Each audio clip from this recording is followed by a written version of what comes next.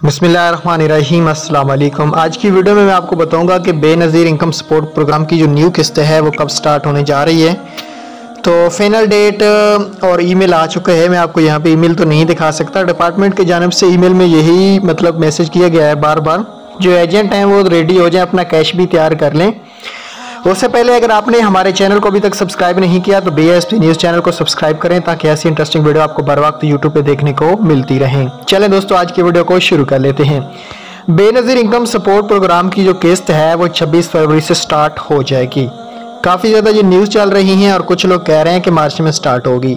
Real update और confirm बात यह है मेरे दोस्तों कि बेनज़ीर इनकम सपोर्ट प्रोग्राम की जो न्यू किस्त है वो 10,500 नेक्स्ट वीक से स्टार्ट हो जाएगी। ईमेल के मुताबिक यही बताया गया है कि 3 हफ्ते, मतलब अब तीसरा हफ्ता स्टार्ट है तो इस हफ्ते भी नहीं होंगे, तो नेक्स्ट वीक जो पेमेंट है वो BISP की स्टार्ट हो जाएगी।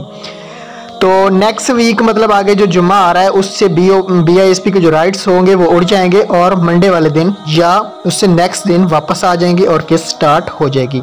बच्चों की पेमेंट मार्च में आएगी, जिनकी बच्चों की नहीं आई थी वो भी मार्च में आ जाएगी।